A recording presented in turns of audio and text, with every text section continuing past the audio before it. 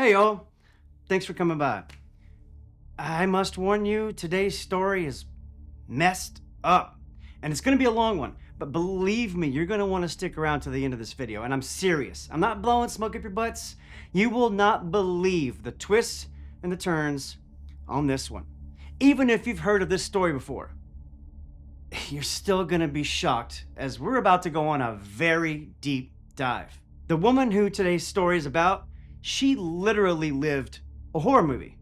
She's like Jamie Lee Curtis in Halloween, but she didn't just live Halloween. She lived the whole dang franchise because she was stalked and hunted by a deranged psychopath for 7 years. Let's get weird.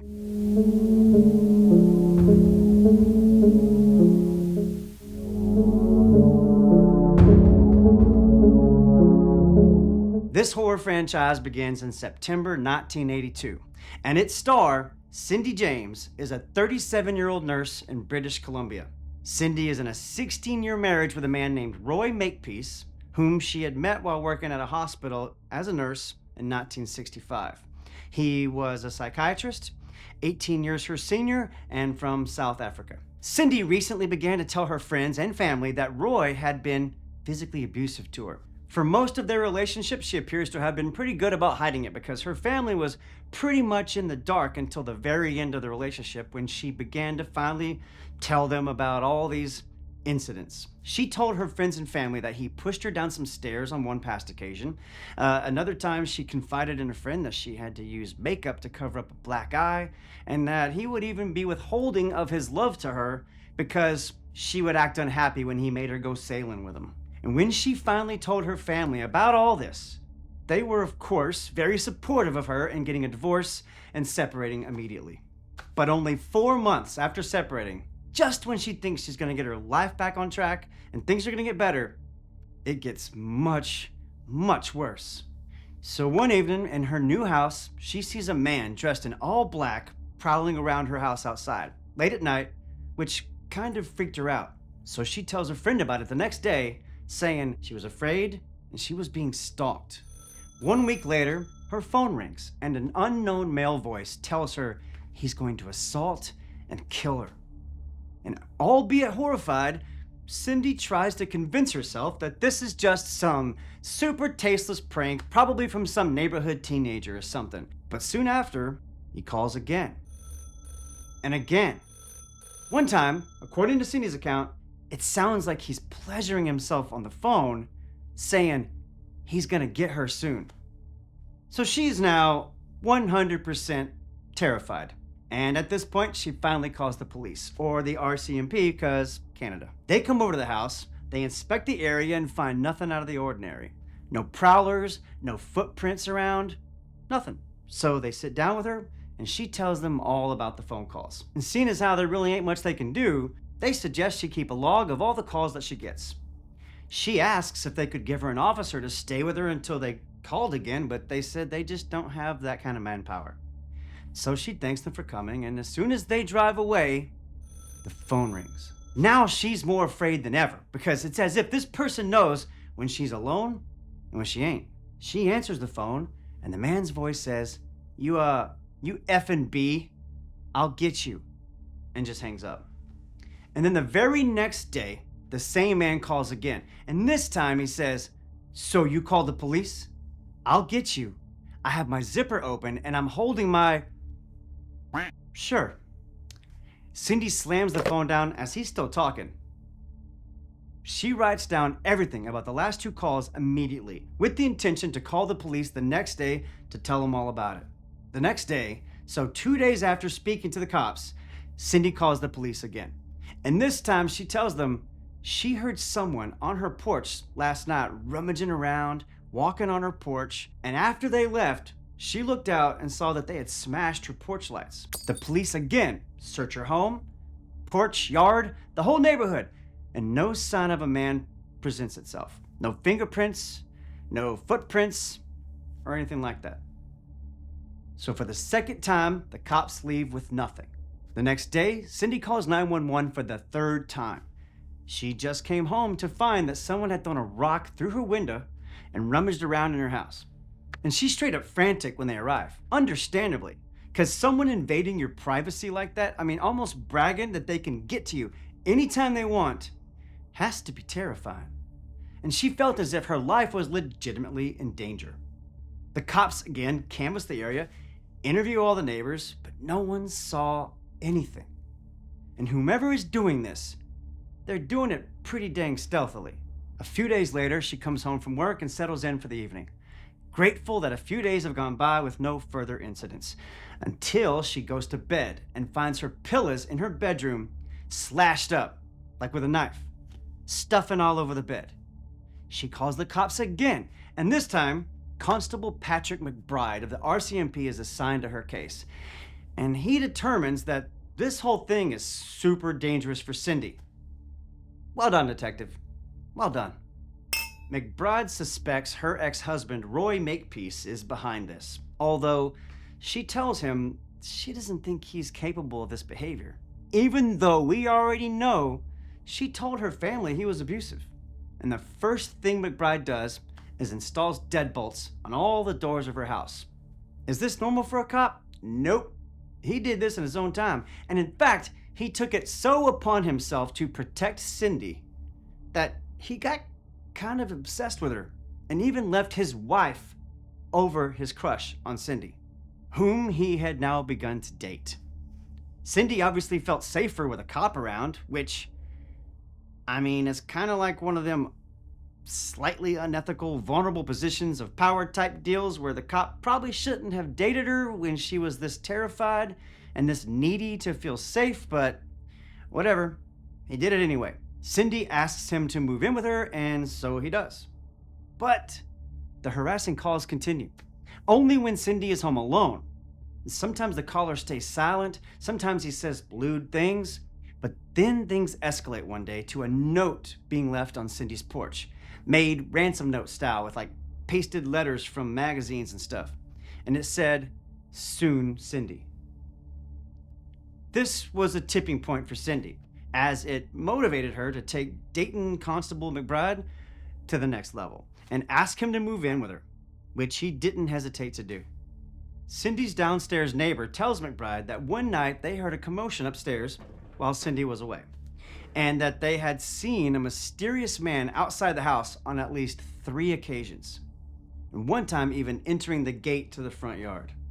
The neighbor also insisted that the guy did not look like ex-husband Roy Makepeace. So, several days after McBride moves in, he tells police that he actually saw Roy Makepeace sitting in his car outside the house once and observed a gun in the back seat of the vehicle as well. But Makepeace told him he was just worried about Cindy and thought he could maybe protect her. When McBride told him he had moved in and him and Cindy were dating, Roy gets the message and moseys on his way. But Cindy just keeps getting more letters, sometimes even on the windshield of her car or at her work. One time, McBride actually answers a call himself once he was at the house alone. But no one spoke. They just breathed and hung up. Then her phone line gets cut. And not just cut, but cut in 5 different places. But McBride wasn't able to find any evidence of anyone around the house. Footprints in the flower beds and all that. Nil. So after a month of living with Constable Patrick McBride, Cindy felt like his presence really wasn't improving the situation for her at all, and since it's kind of obvious she only asked him to move in because she was hoping the harassment would stop, she asked McBride to move out. "It ain't you, it's me. Look, I'm just gonna take my chances with the stalker," is something no guy ever wants to hear when getting broke up with. "Go back to your wife, McBride." But he doesn't. She still wants to date. She just doesn't want him to live there. Okay, so he agrees to move out and just requests to be given a spare key for emergencies, and they continue to date. Then, on Christmas Day, 1982, Cindy finds a note outside her house reading, "Merry Christmas," with a photo of a woman with her throat slashed, stained with red ink. So this person stalking her is clearly not only deranged, but really wants her to know he can hurt her at any time he wants. The police tap her phone, but they don't tell her. One way or another, they were going to figure out who the heck was making all these calls. But unfortunately, every call was too short to trace. All they could tell was that they came from outside the city, but they were able to confirm that they did happen. January 1983. We're now 6 months since the stalking started, and things escalate again. One night, Cindy's best friend Agnes is swinging by the house to pick Cindy up so they can go out and have a girls' night. But when she arrives, the house is quiet. She peeks through the windows, sees nothing. So she walks around to the back of the house and finds Cindy in the garage, crouched on the ground, terrified, with a black nylon stocking tied around her neck. Cindy tells Agnes that earlier, she had a knock on the door, and when she opened it, a man grabbed her and dragged her to the garage where another man was waiting. And she said that they sexually assaulted her with a knife. And then the men said if she told anyone, they'd kill her sister Melanie. And they told her enough info to convince her that they knew precisely who her sister was and how to find her. And Agnes, of course, immediately calls 911 and the police leap into action. She's taken to the hospital and treated. Luckily, she's not all that injured, all things considered. Doctors examined Cindy and found her not only to be not assaulted in any way, how she said, but even her neck didn't even have much bruising, just a little redness. So basically, whoever was strangling her did a piss poor job of it. And all her injuries were superficial and not at all indicative of what she described as a violent attack from two guys. This has the police scratching their heads. I mean, like, who the heck would attack her after all this buildup and just let her live? Heck, not even really hurt her, you know? The police are officially frustrated with the extreme lack of evidence, and for the very first time, they start to question whether Cindy's all right in the head. Like, maybe she's making this stuff up. So they have her see a psychiatrist and take a polygraph, and it ends up showing her as being deceptive. So when pressed about that, she breaks down and says that she lied about not recognizing the assailants, and in fact, she actually does know who they are. Case closed. Let's go get them. Wait, what? She refused to name them? This annoyed the crap out of the police. So at this point, they're kind of done with her. I mean, she refuses to tell them who did this, even though she says she knows? Why? To protect her family? If so, then why did you call us the last 50 freaking times over the last 6 months? So Cindy's next idea to battle this or these stalkers is to move out of that house. So she moves into a new place on February 1st, 1983. Less than a week later, she gets a threatening message on her car windshield that says, "Run, rabbit, run. I'll show you how effing good I am. Soon, bang, bang, you're dead."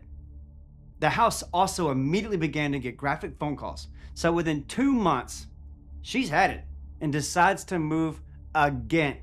She's now moved 4 times in 1 year, and each time this stalker or stalkers have followed her every step of the way, even though she had never shared with anyone her new phone numbers, addresses, or anything.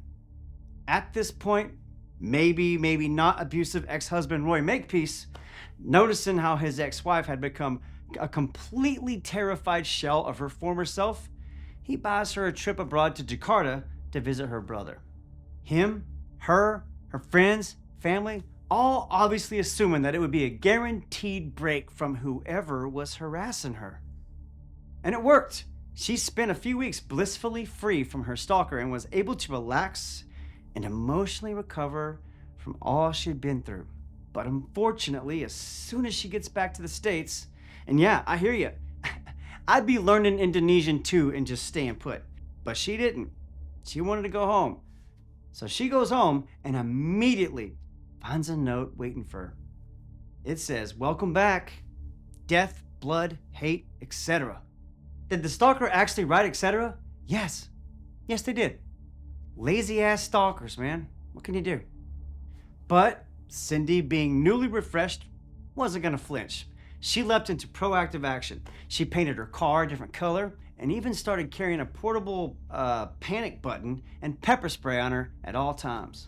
She also hires a private investigator at this point named Ozzy Caban, as she could tell the cops were starting to get a little dismissive of her, seeing her as a girl who cried wolf, basically. But the letters kept coming. To her home, to her work. Accounts of how she talked about it to coworkers varied. To some, she would shrug it off and say it was just a prank, and to others, she said it was very real, but as long as she was never alone, she'd be all right. Then one day, she comes home from work and finds a dead cat on her porch, strangled and tied with a rope, with a note saying, "You're next," which is just messed up. Also, her garden, which she loved, was destroyed. Now, here's another inconsistency. Cindy told her friends that there is no way her ex could be doing this. Okay. But in her private journal, police later found entries from her talking about how Roy actually destroyed a previous garden of hers when they were married, out of anger, and that she suspected him of doing this again now. Now it's November 1983. Constable McBride comes by to visit and checks up on her and discovers a note on her porch. And within 1 week of that, 2 more dead cats will be found in her garden with threatening notes attached to them. So now we're at 3 cats. 3 cats. So by this point, everyone around her is starting to think she's making it up. Every note, every call, every smashed window, every dead cat, they're all perfectly timed to never be seen or heard by any of the plethora of people working hard to protect her.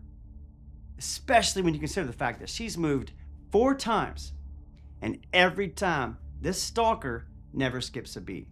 And Cindy noticed this too. Everyone's thinking that she's making this up, and that took its toll on her as well. I mean, I'd be losing it too if nobody around me was believing me. And she felt she had no one left looking out for her. But the PI Ozzy Caban did. He still believes in her and feeling bad for her, and let's be real, probably because he's crushing on her like everybody else, he got her a 2-way radio to keep on her, because it's the 80s and that's as close as we get to a cell phone. Now, the idea being that the next time anything should happen, he will immediately know, and they could try to once and for all catch who's doing this, or at least have some proof she wasn't doing it to herself. Now it's January 1984. Old Ozzy Caban, our trusty PI, is at home sleeping when he's woken up by the sounds of a struggle coming from Cindy's side of the 2-way radio. He leaps into action, he jumps in his car, he speeds over to her house, runs inside, and finds her laying face down in the hallway. Her hand is out to her side with a frickin' knife stuck through it and a note in between.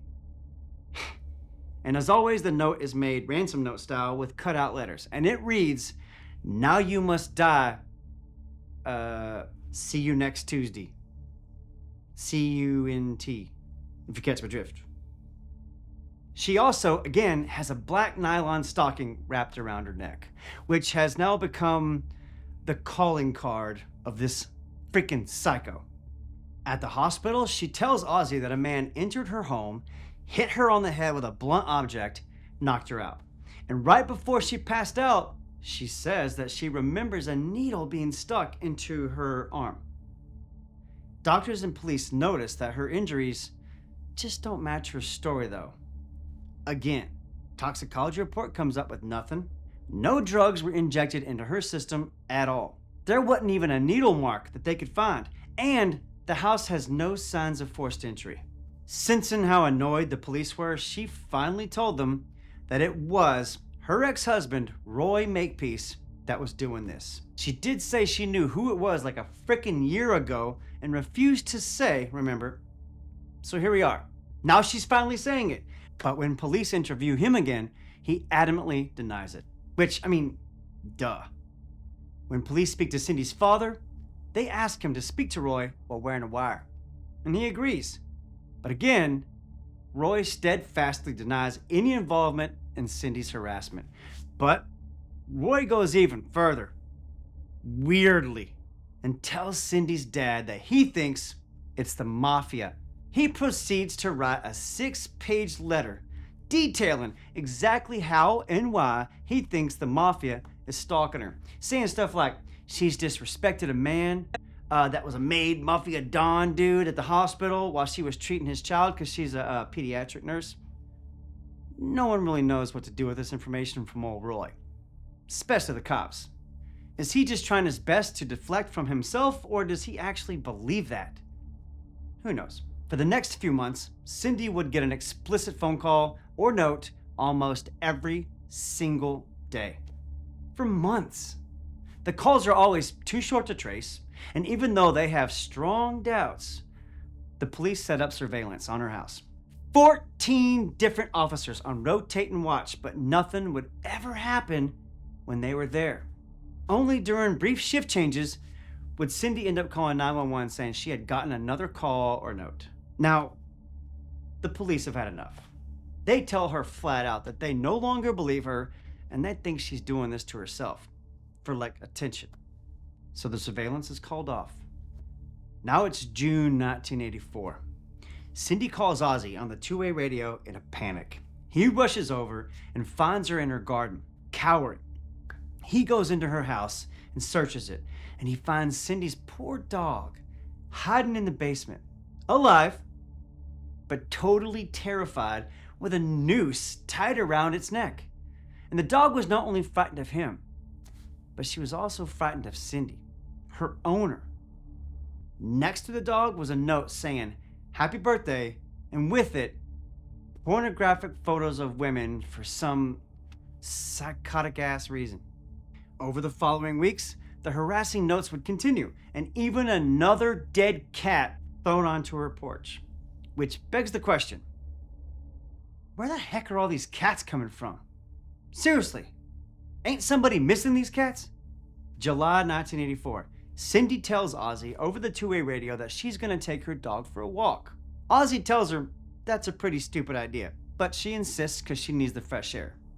3 hours later, she's knocking on a neighbor's door, and when they answer, they find her panicked, seemingly beaten up, and a black stocking tied around her neck. She told them that a van pulled up next to her with 2 men who jumped out and attacked her. She said she was injected with drugs, but when she got to the hospital, the toxicology report was, again, nil. Nothing in her system. Although she did have needle marks this time. What? And while she's at the hospital, a receptionist reports getting a scary phone call from a man asking about the hospital security. Police then play her a recording of Roy Makepeace, still their prime suspect, even though they suspect Cindy herself anyway. And she says there's a strong chance it was the same voice, but she wasn't certain. So the hospital and the police decide it may be helpful to have Cindy undergo hypnotherapy. Maybe there they'll find some answers. But as this story loves to do, things just got weirder. During the therapy, she states that she has remembered a repressed memory, saying she witnessed a double murder years ago, committed by none other than ex-husband Roy Makepeace. This poor guy. She says that before their divorce, they were out sailing and Roy got angry with her for being grumpy. So he killed, dismembered, and then buried another couple out of random rage. He was that irritated, apparently. She added that he smeared blood on her face using one of the victim's severed limbs. Okay. Yeah, sure. Why not? Here's the thing, though. That never happened. You see, not only were there never 2 bodies found at this lake at this time when they were out there, but also there were no reports of a couple going missing in that area at that time either. And Cindy and Roy weren't even alone on this trip. Her freaking sister was with them. And of course, she told investigators that she saw nothing suspicious at all. So this was either planted by the hypnotist in her mind for inexplicable reasons, or she was straight up delusional. Which, I mean, let's be real here. It's starting to feel that way, but it ain't gonna be that simple. Trust me. June 1985. She's still being harassed, and everyone around her is done listening to her. And she attempts suicide by overdosing on prescription pills. Luckily, she recovers and insists to doctors that she wasn't trying to kill herself and that it was just an accident. Probably just because she doesn't want to get committed. Then she begs the cops to tap her phone because she's determined to catch her ex, Roy Makepeace, in the act. Because she, now that she's remembered this memory, she knows it's him. And that all the men she had seen when attacked, even when multiple men, she has now come to understand that they were all him in disguise. So now it's starting to make sense. She goes so far as to call Roy and confront him about all this, to which he says, "Well, you're nuts, and I'll see you in court if you keep accusing me." Police followed Roy for a while, just to be sure, but after a week, they called it off because he did absolutely nothing weird, and there was no behavior to imply any of the accusations from Cindy were true. August 1985. Cindy calls 911 and says that her house is on fire. Fire trucks arrive, and they find burnt pieces of newspaper all over the floor in one of her bedrooms, but the house luckily never caught fire. With a bullet dodged, they leave, only to be called back the next freaking day for another crappy fire that doesn't catch, the exact same way. Convinced that she did this herself, since again, there's literally no evidence of anyone else being in her home, they leave. But third time's the charm when you're an obsessed psycho-stalker arsonist. So a few days later, Cindy decides at 3:15 a.m. to take her dog for a walk, which is totally normal, right? Especially considering the last time you took your dog on a late night walk, you got abducted, assaulted, and drugged. All right. And apparently the stalker was chilling in a bush, waiting for this mistake, because when she leaves, he snuck into the house and finally made a proper fire. Impressively, he figured out how to leave no footprints under any windows, and the front door was still locked when emergency response arrived. So this is the point where a full-blown mental health expert is brought in who had some interesting ideas, to say the least. First of all, we can see that Cindy is an attractive lady. We've all seen how the fellas think she's pretty, and it's this new expert's opinion that all these cops and the PI were all too distracted by their attraction to her and the urge to protect her that they just couldn't see quite obvious signs of her doing this to herself. Now, I'm sure a lot of y'all were already getting that vibe along the way. I sure was, but she ain't done. The best part's yet to come, folks. This story is literally just getting warmed up. Pun intended. The truth is, I think Cindy is being stalked by someone she does not know. It ain't Roy, and it ain't any of the men she knows. But we'll get back to that. One of the strongest reasons why these cops and everybody else honestly believed her so long is that she was genuinely terrified for her life this whole time. No one disputes that. She lived every day in fear, legitimately. It would be impossible to be that good of an actor, they felt. Hey, let's find out where Daniel Day-Lewis was between 1982 and 1989. Acting! December 1985. Cindy moves houses again. And not long after moving, she's found lying in a ditch 6 miles from her house. She doesn't know how she got there. She appears to be drugged, and again, the standard black nylon stocking on her neck. She's naked, but for a man's work boot on one foot and a glove on one hand. And by the time she was found, she also had hypothermia, and she had to have another stay in the hospital. The police by this point were completely disinterested in her games, which is how they saw this. Cindy's next big move is to beg her best friend Agnes Woodcock and her husband Tom to move in with her for a while, to protect her. And they agreed because they could see that she was not only terrified, but she wasn't taking very good care of herself.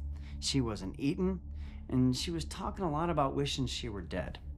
April 1986. One night when the couple were staying over and asleep, Cindy woke them up and said she heard a commotion in the house. They all investigate together and find another fire in the basement. They try to call 911 and the phone line's been cut again. They run outside and Tom later told police that he saw a man across the street watching the house. But when he approached the man, he ran off. Okay, that's interesting. Finally, someone's seeing somebody that's not Cindy. Cindy is still absolutely convinced Roy Makepeace, her ex-husband, did this. But unfortunately, Roy wasn't even in the country. He's in South Africa, visiting his kinfolk. So there's no way he could have been doing all this without a whole support system of helpers. Cindy made some self-hurt related comments and got herself committed to a psychiatric ward for 2 weeks, during which she wrote in her journal, "I still feel like offing myself. It's my best option in an unbearable situation. As soon as I get out of here, I'll carry out my plan." Which is sad. But over the following 10 weeks of treatment, she would improve, and her mood changed. When she gets released, she's thrilled to find herself free of harassment and phone calls and threatening notes. She even told a therapist she was seeing at the time that she was feeling great and excited for the future. She even bought a new home and seemed to be making good on that statement. Then she got a new job, and things seemed to be finally getting back to normal. August 1987. Cindy calls the police and reports that her porch lights have been smashed out again. Then 2 weeks later, her ex-husband, Roy Makepeace, gets 2 voicemails on his voice machine. Here's the first one.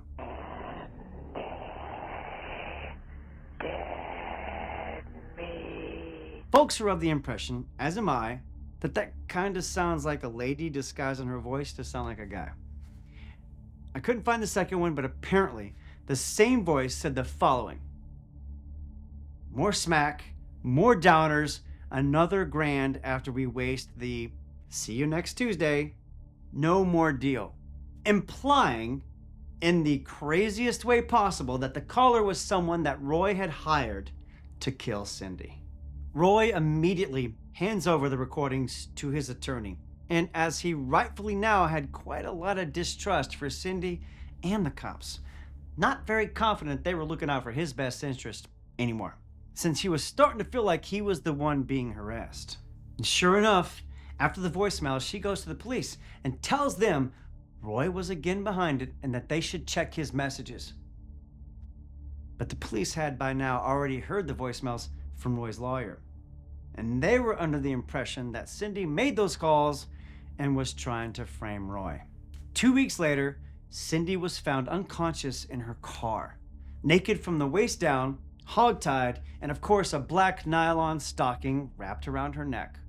She claimed to remember nothing but being attacked and drugged. Notes and phone calls began to occur daily all over again. Even her co-workers would find notes meant for her all around the hospital she worked in.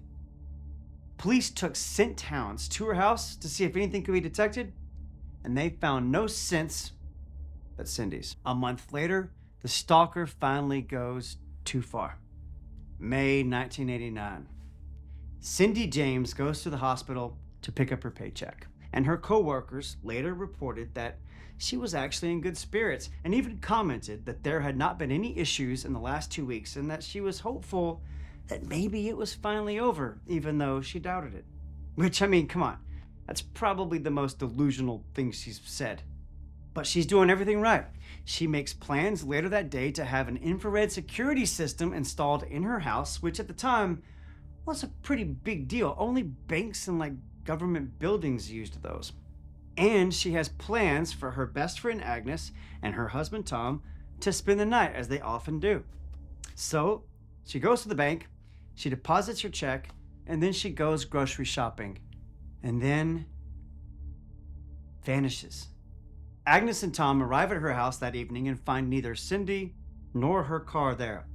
A downstairs neighbor tells them that she had mentioned going shopping, So they go to the shopping center that they all often use, and sure enough, they find Cindy's car there, but no Cindy. Blood is found on the driver's side door. Groceries and a wrapped birthday gift for a friend are in the back seat, and the contents of her wallet, including her ID, were found scattered underneath the car, appearing as if there had been a struggle. This time, a large-scale search immediately commenced. The police circulated a photo of her everywhere, but there was no sign of her. 2 weeks later, her body was found in an overgrown yard of an abandoned house a mile from the grocery store where her car was found.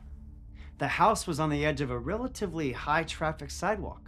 Spray painted on the wall of the house were the words, "Some B word died here," and an arrow pointed down to her body, which is, again, messed up. This whole dang story is messed up. Her hands and legs were bound behind her back, and the hands were bound so tightly that one of her fingers was rubbed down to the bone, likely from struggling to get loose. She's got the black nylon stocking around her neck. She's fully dressed, but without shoes, and her feet were not dirty, which implies that she was carried here and likely attacked somewhere else. A small needle prick was found on her inner elbow, and this time the toxicology report showed she did have drugs in her system for once. And not just that, but 10 times the legal dose of 3 different substances.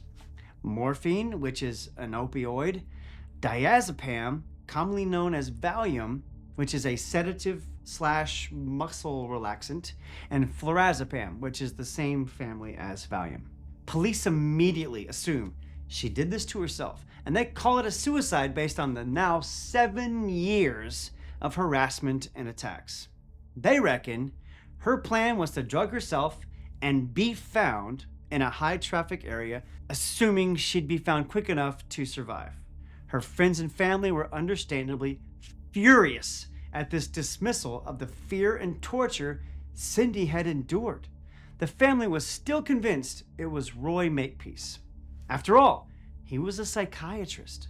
He would have had plenty of access to all these drugs. An inquest was carried out by the courts that lasted months and had over 80 witness testimonials, and some very interesting things about her childhood and background came to light. Cindy was born in 1944 in Oliver, British Columbia, to parents Matilda and Otto. And this is the middle of World War II, so life was tough, but Otto was a tough father as well, even for the era. He believed that a good beating was in and of itself a good lesson. She spent her entire childhood desperate to impress him, with very little success. She'd tell him stories about all the good grades and friends and awards she'd be getting in school, to which he paid little notice. Maybe she learned young that if she was gonna lie for attention, she was gonna have to lie big. When she finishes high school, she decides to become a nurse. And while in nursing school, her family all moved to France, leaving her feeling quite lonely for the first time in her life. And that's when she met and began to date a doctor at the hospital she studied at. Not Roy Makepeace. This is before him. She would write to her family in France and tell them all about this guy and how in love she was. But when they requested more info, even his name, she would never tell them.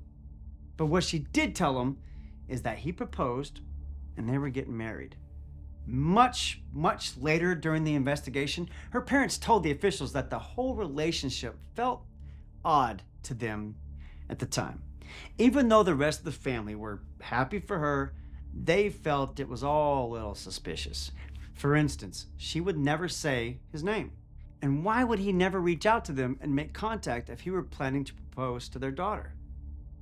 I mean, it's 2025, and I sure as heck would let the parents of a girl I wanted to propose to know about it.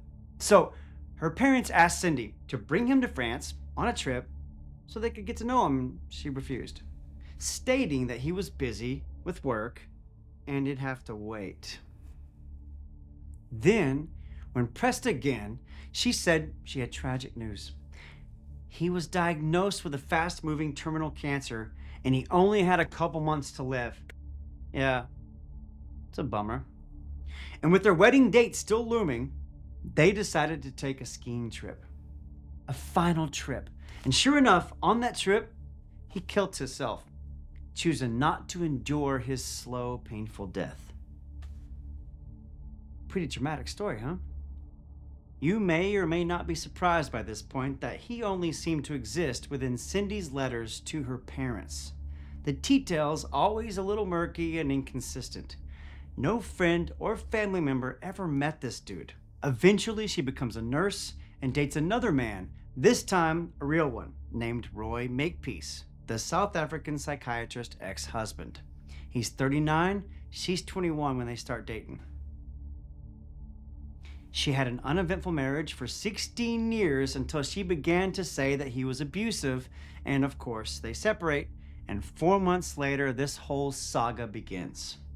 Also interesting, her family found in her home after her death a huge stash of drugs, including the ones she was killed or overdosed with. Her younger sister found a glass cutter, syringes, and all the things that could have been used in past attacks. Multiple psychiatrists testified in this inquest and stated their various conclusions. All agreed that she was mentally unwell. One said that Cindy suffered from hysterical personality disorder, which sounds almost made up. And another one said that she suffered from borderline personality disorder with a dash of PTSD due to intense rage against her father. Experts testified and displayed how Cindy could have easily orchestrated all of the attacks on herself. Even the way she was tied up was easily reproducible on oneself during a courtroom display, although a lot of doubt remained regarding her actual death since no needle was found by her body. Like, okay, so imagine, let's say her idea is to tie herself up and drug herself and be found and it be made up.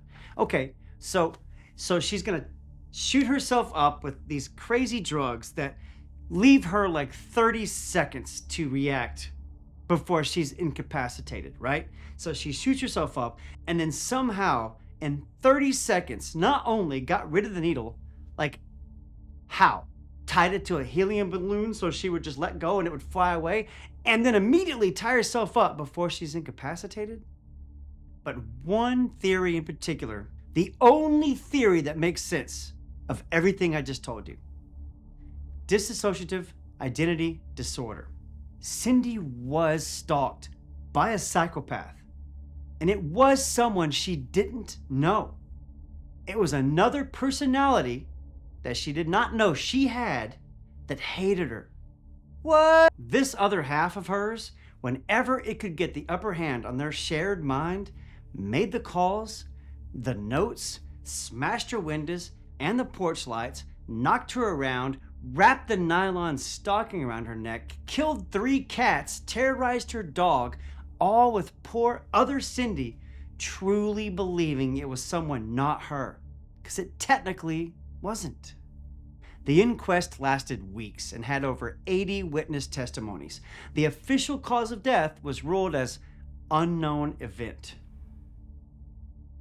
The investigation of Cindy's other personality was one of the longest and most costly investigations in British Columbia history.